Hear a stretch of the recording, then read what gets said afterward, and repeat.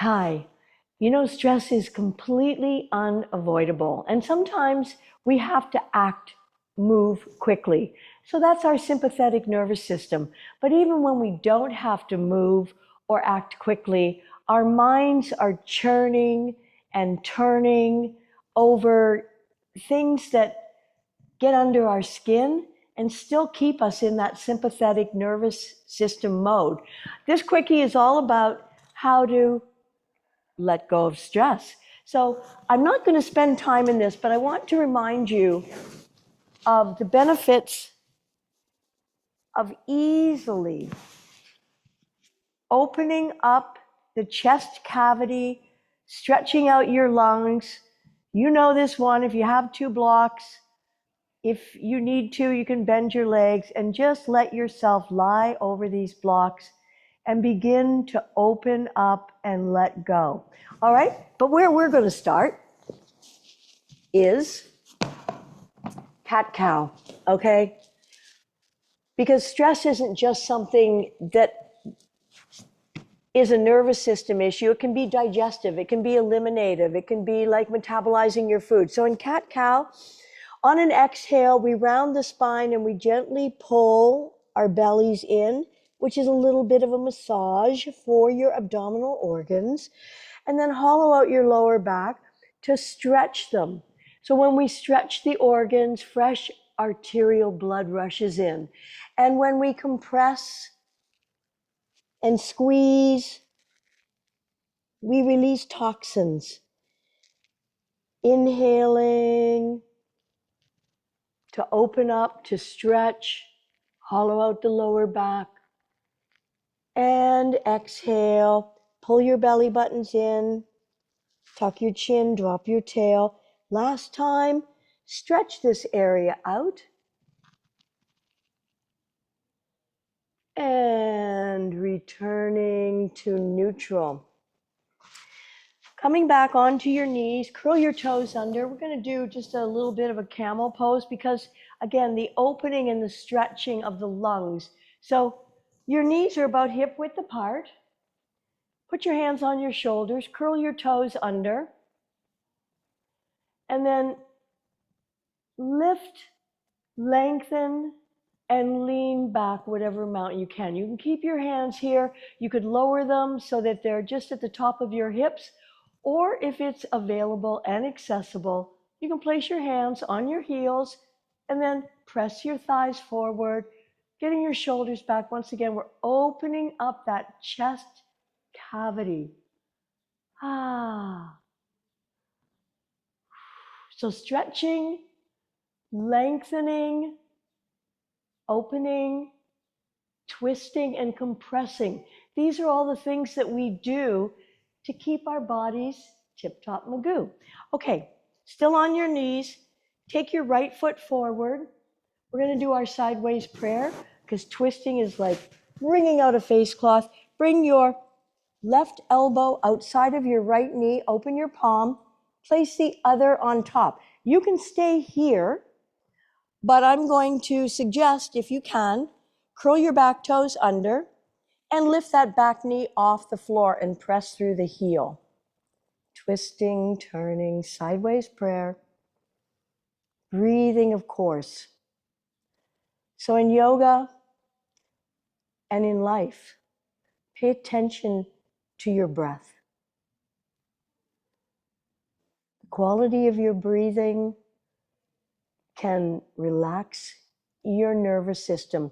Keep pressing through that back heels, straighten the leg, lock the knee, and that will do. Bring your hands to the floor, take that right foot back, and let's just gently and slowly walk the dog. Now, the reason we're doing this is because when your head is below your heart, more blood supply, oxygenated blood, permeates everything above the heart. This is your endocrine system, your thyroid, your parathyroids, your hypothalamus, your pituitary gland, your pineal glands. All of these glands are producing hormones. Come up onto the balls of your feet and then come down onto your knees. And let's bring the opposite leg forward. So we're going to do the same thing. Maybe I'll just turn around here to make sure. Okay, bring your elbow to the outside of your opposite knee. Place one palm on top of the other. If you're lifting your back knee off the floor, focus your gaze on the floor. Wait for your own internal cue to lift that back knee off the floor. Press through the heel of your back leg. You don't need to turn your head sideways, but keep pressing through that back leg. You're locking the knee. You're feeling a great stretch. But basically, the most important aspect here is the twisting of the torso.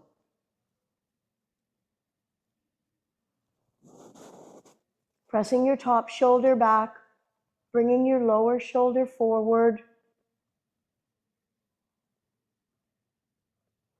And of course, breathing, focus your gaze. Just focusing your gaze can have a calming effect on your bodies. Okay, bring your hands forward and let's just walk our dog one more time and give your head a bit of a shake here, just in case you were holding any tension in your neck area.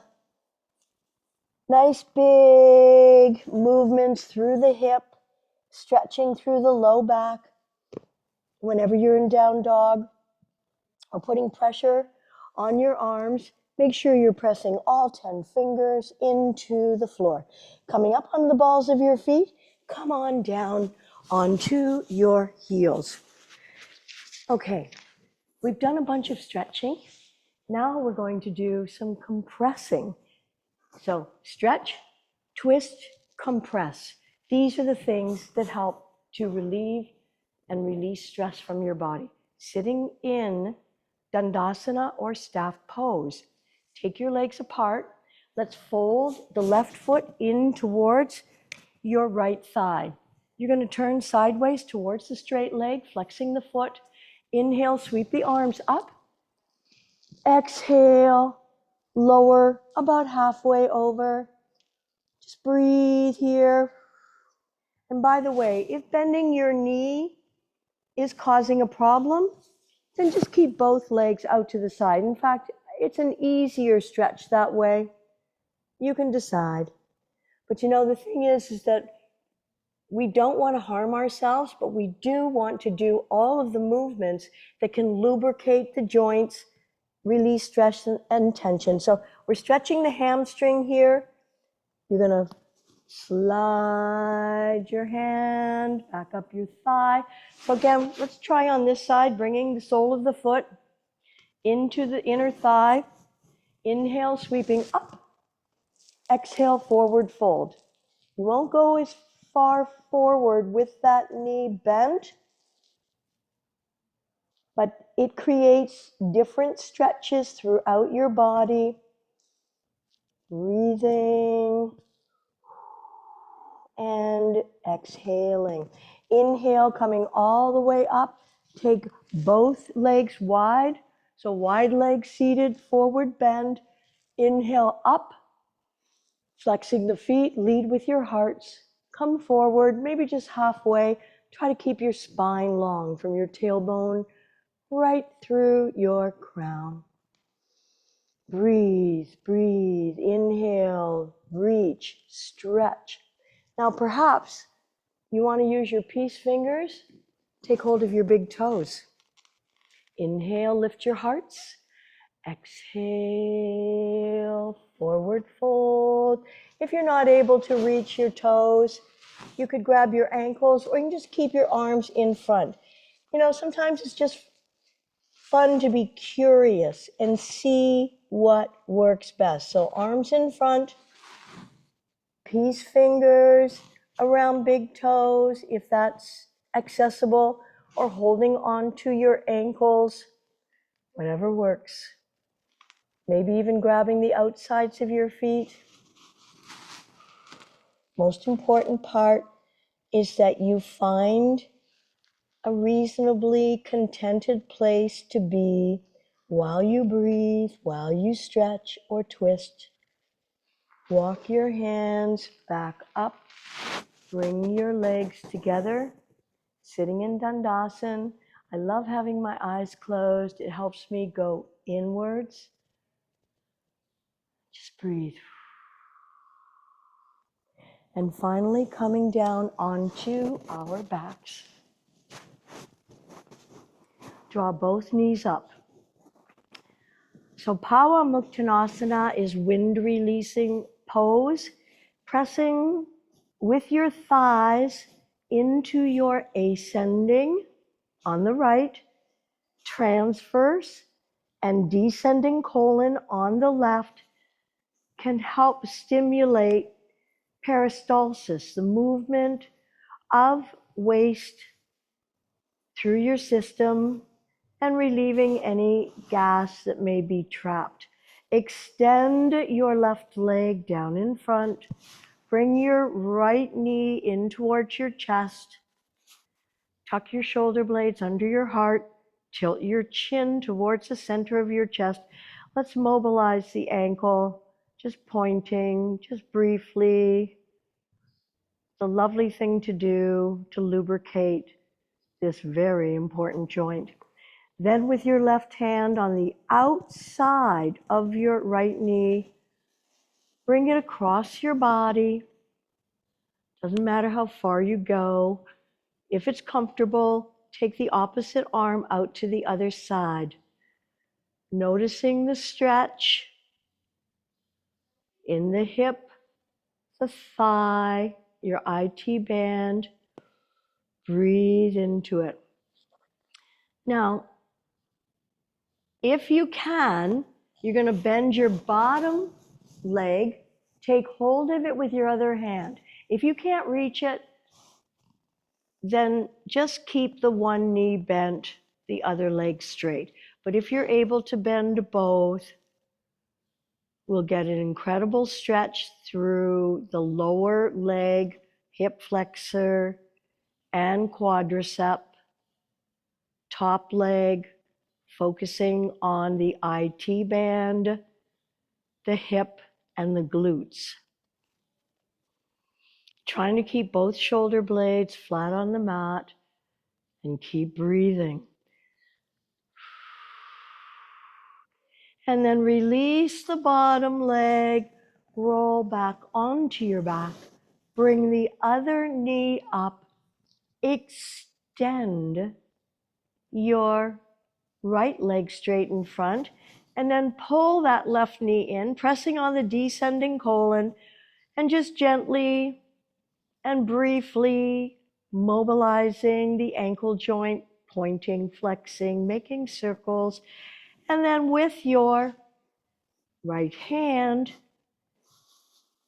take your left knee across your body, extend the other arm out to the side or wherever it's comfortable.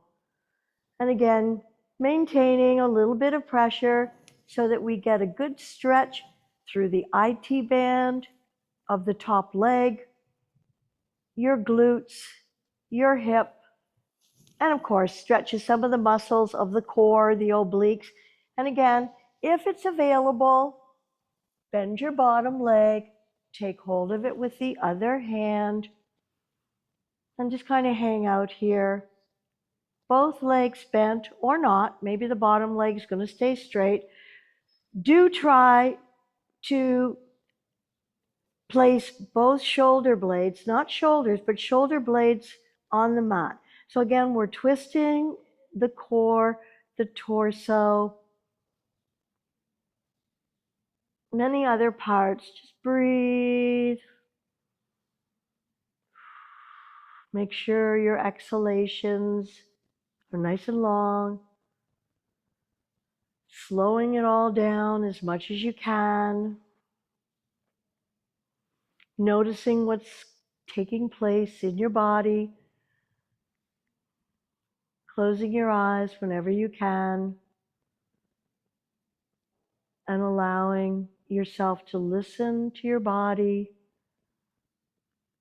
Release your bottom leg, rolling back onto your back. And of course, if you can, just spend a couple of moments flat out on your back. Your palms are facing up. Separate the biting surfaces of the teeth. Eyes are closed. Let your body be soft and heavy. Shavasana is a posture that provides your body and your mind with an opportunity to feel rest, safe, and grounded. It also integrates the benefits of what you have just done. Stay here as long as you can, breathing. And my parting words are: peace of mind